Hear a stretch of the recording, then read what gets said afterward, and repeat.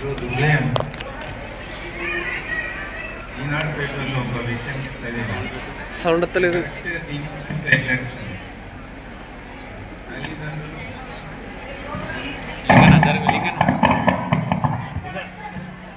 తల్లిదండ్రులు ఉపాధ్యాయులు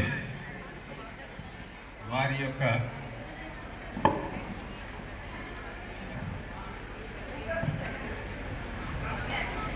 క్రమశిక్షణ విలువల్ని పిల్లలకు నేర్పకపోతే విద్రోహ శక్తులు ఆ స్థానాన్ని తీసుకుంటాయి. దాని తర్వాత వచ్చే సమాజాన్ని ఎవరు బాగు చేయలేరు, అట్నే మనం బాధపడాల్సిందే అనే విషయం చాలా క్లియర్గా రాసింది. అంటే మనం చేయవలసిన బాధ్యత అన్నట్టు పిల్లవాడిని సక్రమైన మార్గంలో పెట్టడం అనేది తల్లిదండ్రుల మొదటి బాధ్యత. రెండవది ఉపాధ్యాయుల బాధ్యత. ఈ విషయాన్ని క్షుణ్ణంగా అర్థం చేసుకొని ఈ మీటింగ్ను పెట్టినటువంటి కరెస్పాండెంట్ సుధా కానీ ప్రిన్సిపాల్ గారికి కానీ నిజంగా నేను అభినందిస్తున్నాను. రెండోది, ఈ విషయం చెప్పగానే మన టౌన్ సిఐ గారు క్రైమ్ అనే విషయాన్ని కంట్రోల్ చేయాలంటే బాల్య దశలోనే వీళ్ళకి మంచి అవగాహన కలిగేటట్టు చేయాలనే విషయాన్ని అతను ఎన్నోసార్లు చెప్తుండే. ఆ విషయాన్ని ప్రస్తావించడానికి వచ్చినందుకు నిజంగా నేను చాలా సంతోషంగా ఉన్నాను. ఇక మూడోది, సరే ఇప్పటి వరకు మాకు అన్నీ తెలుసు, మీ చెప్పేది వేదం అనుకున్నటువంటి ఉపాధ్యాయులు కూడా ఏదో కొత్తదనం లేనిదే వీళ్ళు ఇంతమంది ఎందుకు చెప్తారు అది తెలుసుకుందామని మన ఉపాధ్యాయులు కూడా ఉత్సాహంగా ఉన్నందుకు వాళ్ళని వాళ్ళ స్టాఫ్ మిగతా స్టాఫ్ని అందరినీ కూడా అభినందిస్తున్నాను. ఇంకా విషయానికి వస్తే డాక్టర్ గారు మాట్లాడిందని అంటున్నారు కానీ నేను వినలేదు. హెల్తీ ఫుడ్ గురించి హెల్తీ ఫుడ్ గురించి చెప్పినాక ఇక నేను చెప్పాల్సింది చాలా తక్కువ ఉన్నది, ఇంకేం లేదు అసలు. కానీ నాకు కూడా ఏదో చెప్పాలనే ఉత్సాహం ఉంది అనే విషయంతో మాట్లాడటానికి నిలబడ్డా. ఏమైనా చిన్న చిన్న పొరపాట్లు ఉంటే మన్నించాలి.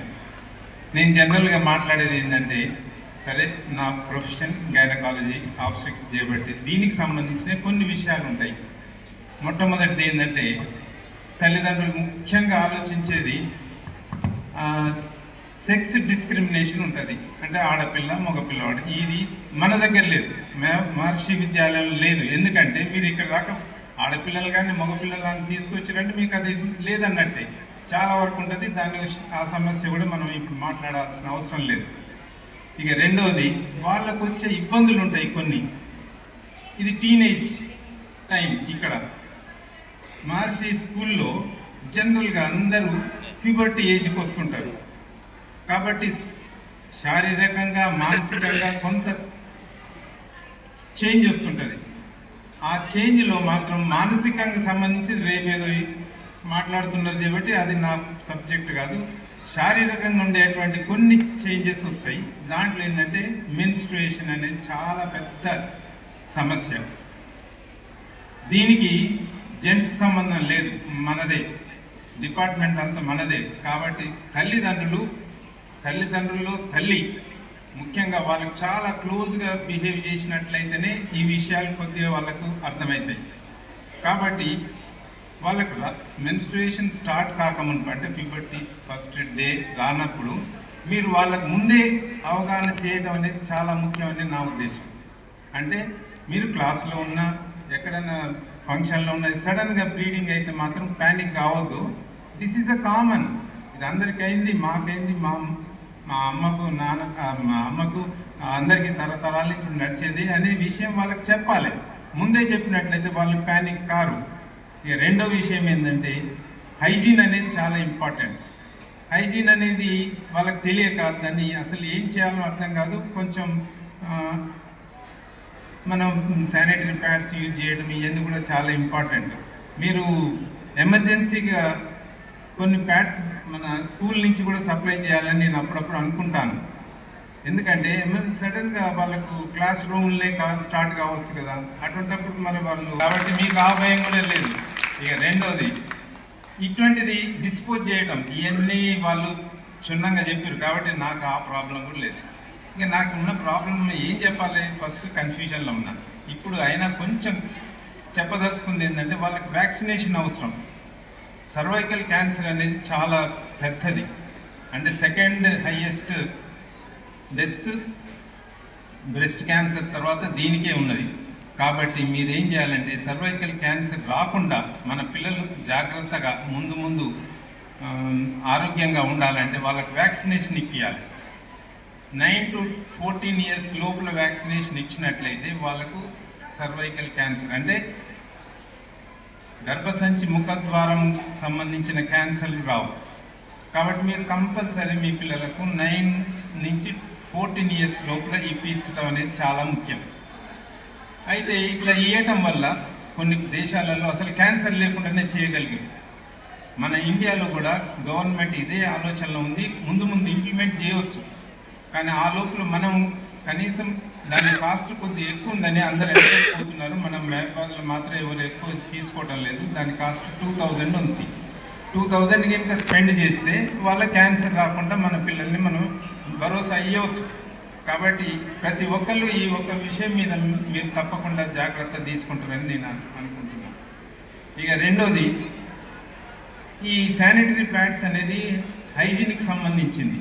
ఈ ప్యాడ్స్ మీద నేను ఎందుకు స్ట్రెస్ చేస్తున్నా బాగా అంటే, మామూలుగా ఇంతకుముందు అయితే సరే మీరు కొంచెం డెవలప్డ్ చేయబట్టి మీకు అంత అవసరం లేదు. కానీ మామూలుగా డిస్కార్డెడ్ మెటీరియల్ అంటే టర్న్ అవుట్ క్లోత్స్ అవన్నీ పెడుతుంటారు. ఇట్లా పెట్టడం వల్ల ఒక చిన్న గమ్మత్తైన ఇన్సిడెంట్ జరిగింది ఒకసారి కాదు, వితిన్ ఒక 4-5 months క్రితం.